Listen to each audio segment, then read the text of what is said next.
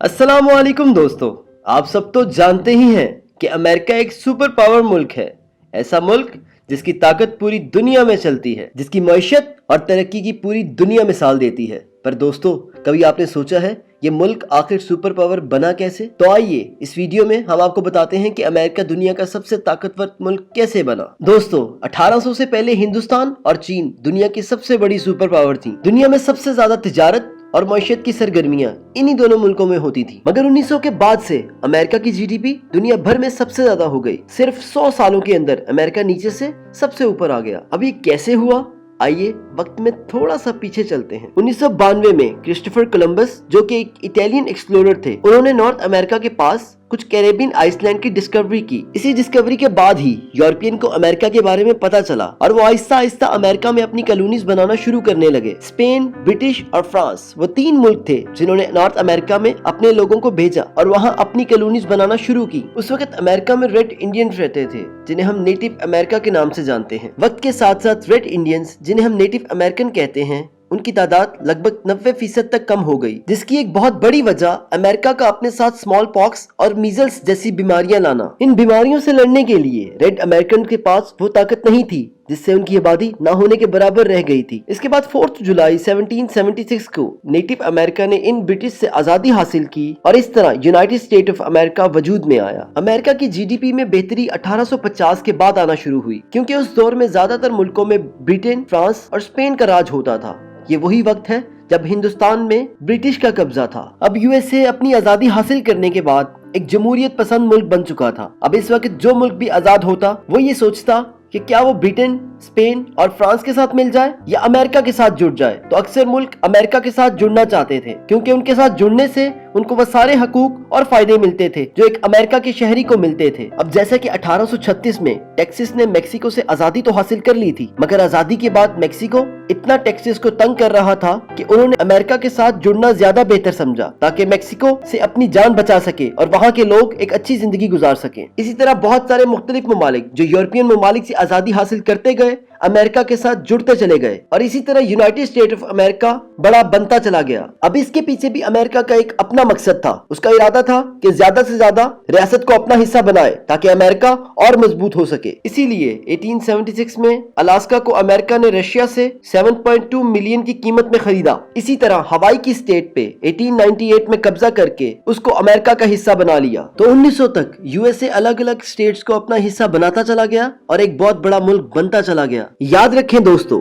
जितना बड़ा मुल्क उतनी ज्यादा उस मुल्क की इकोनॉमी और जीडीपी तगड़ी होती है। इसी वजह से दोस्तों, अमेरिका में इतने स्टेट शामिल होने की वजह से अमेरिका की इकोनॉमी और जीडीपी दोनों बहुत ताकतवर होते चले गए। ये तो दोस्तों सिर्फ शुरुआत थी। सही कामयाबी अमेरिका को 1900 से 1950 के बीच में मिलना शुरू होती है। इन 50 सालों में दुनिया में 2 जंगें अजीम हुई। ये दोनों जंगें यूरोप में हुई थी। अमेरिका ने भी इस जंग में हिस्सा लिया था और इनके कई जवान उस दौर में मारे भी गए थे। पर क्योंकि ये जंग अमेरिका में नहीं यूरोप में हो रही थी, इसी वजह से अमेरिका की मईशत को नुकसान नहीं बल्कि फायदा ही हुआ था। वो इसलिए कि इन दोनों जंगों में अमेरिका ने दुनिया भर को जंग के हथियार बेच के बहुत सारा मुनाफा कमाया, जबकि दूसरी तरफ जो यूरोप ममालिक थे वो इस जंग की वजह से बुरी तरह से बर्बाद हो चुके थे। अब इसको एक इत्तेफाक कहें या किस्मत का कमाल, अमेरिका को इन दोनों जंग में एक ऐसा बेहतरीन मौका मिल गया जहां पूरी दुनिया नुकसान में थी तो वहीं अमेरिका फायदे में रहा। अब खाली यही नहीं, जब वर्ल्ड वॉर स्टार्ट होने लगी थी तो यूरोपियन लोगों को एहसास हो गया था कि जंग की वजह से इनके मुल्क की रुपए की कदर बहुत गिर जाएगी।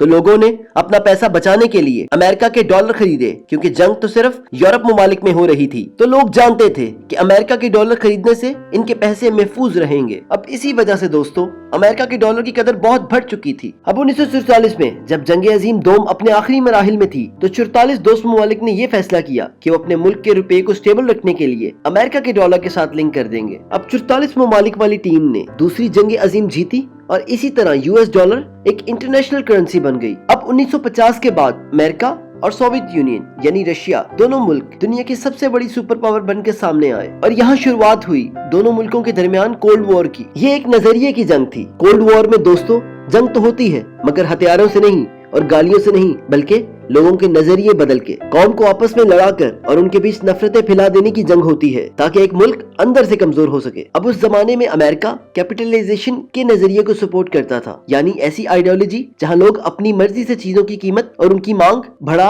या घटा सकें। जबकि कम्युनिज्म आइडियोलॉजी, जिसको रशिया सपोर्ट करती थी, उसके अंदर मुल्क के हुक्मरान फैसला करते हैं कि किस चीज को किस कीमत पे बेचना और किस चीज की कितनी मांग होनी चाहिए। अब जिन जिन मुल्कों में अमेरिका को लगता था कि कम्युनिज्म का नजरिया पाया जा रहा है, वहां अमेरिका अपना पैसा खर्च करके हुकूमत गिरा देता था। कभी ऑपोजिशन पार्टी की पैसे से मदद करके, कभी दहशतगर्दों की तंजीमों को पैसों से मदद करके, तो कभी सीधा सीधा उस मुल्क के लीडर को कत्ल करवा के। जी हाँ दोस्तों, ये कहानी आपको सुनी सुनाई लग रही होगी, क्योंकि इस वक्त हमारे मुल्क में भी यही सब चल रहा है। जैसे ही अमेरिका को नजर आया कि पाकिस्तान की आवाम की सोच बदल रही है और ये गुलामी की जंजीर तोड़ने लगी है, तो साथ ही अमेरिका ने ऑपोजिशन पार्टी की पैसों के जरिए मदद करके हम पे पीडीएम जैसी जमात वापस मुसल्लत कर दी, ताकि हम वही गुलामी और गरीबी की सोच में ही फंसे रहें। क्योंकि अमेरिका जानता है कि अगर वो अफगानिस्तान की जंग जीतना चाहता है तो उसको हमारे बॉर्डर को इस्तेमाल करना पड़ेगा। और इमरान खान ने एब्सोल्युटली नॉट बोलकर साफ साफ कह दिया था कि हम किसी की जंग का हिस्सा नहीं बनेंगे। मगर अफसोस, इस मुल्क की किस्मत, अपनों ने ही इस मुल्क को दोबारा उसी मोड़ पर ला खड़ा किया। आप ये जानकर हैरान होंगे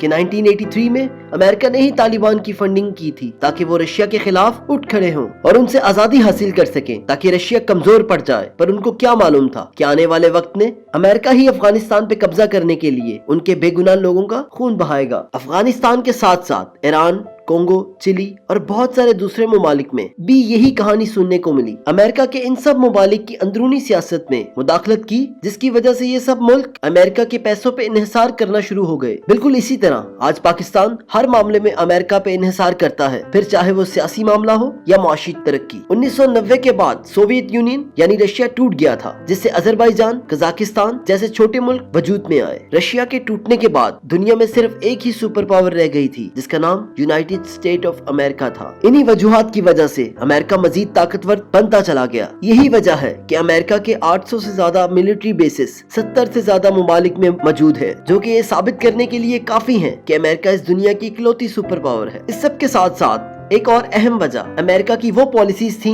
जो दुनिया भर के होनहार लोगों को अमेरिका की तरफ खींच ले जाती थी, जिससे अमेरिका का हर इदारा आज दुनिया में कामयाब है। यही वजह है कि पाकिस्तान के बहुत से होनहार नौजवान पाकिस्तान छोड़कर अमेरिका चले जाते हैं। तो दोस्तों, आपको आज की वीडियो कैसी लगी और आपको क्या लगता है कि दुनिया का अगला सुपर पावर कौन सा मुल्क बनेगा? कमेंट करके हमें अपनी कीमती राय से जरूर आगाह कीजिएगा। इस तरह की और इन्फॉर्मेटिव वीडियोस देखने के लिए हमारे चैनल को सब्सक्राइब करें। मिलते हैं आपसे अगली वीडियो में, तब तक के लिए अल्लाह हाफिज।